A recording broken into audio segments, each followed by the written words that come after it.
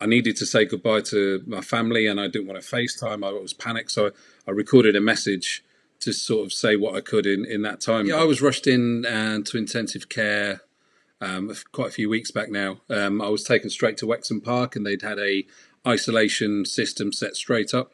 So I was taken into an isolation room to check all my vitals and sit with the doctor. They came and checked you over. I was decided quite quickly I was to be taken up to intensive care due to the levels of oxygen that I'd got, and things were still getting progressively worse.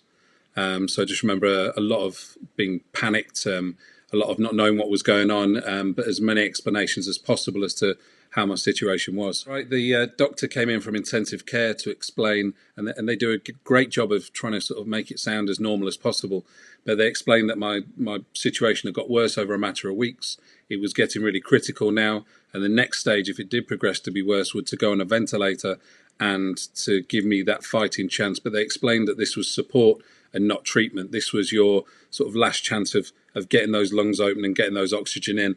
And after that conversation and they'd sort of left the room, I needed to say goodbye to my family and I didn't want to FaceTime. I was panicked. So I recorded a message to sort of say what I could in that time. But the recovery's quite quick. The recovery's quite good. There's still a lot of things that are going to take a while. Getting your lungs up to capacity, it takes about 8 to 10 weeks to be back to where you need to be. But to all intents and purposes, I can walk around. I can be fit and active in trying to do the general day-to-day things around the house.